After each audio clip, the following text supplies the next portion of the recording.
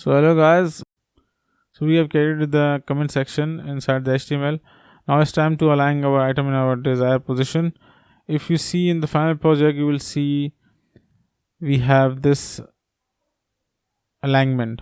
So if you go here and if you see this div, it has a flex direction column. So that is why you see the name here and you see the text right below the name.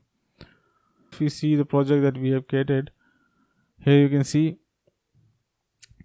the name and the comment is working fine, but this div we need to fix this and this as well. So let's go, and inside the HTML, first we are going to say for the comment text it has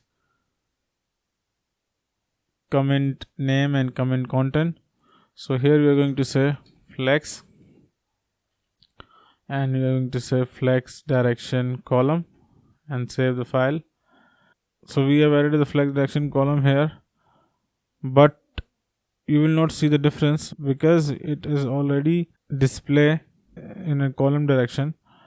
So let's add a flex one here.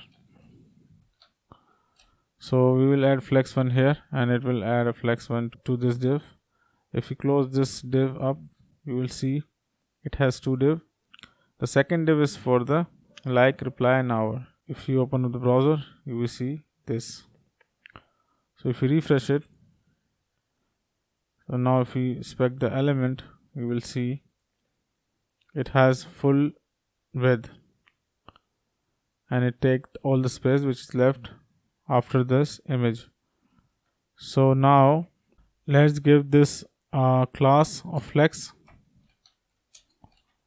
and if we save it, you will notice that it changes position to flex direction row.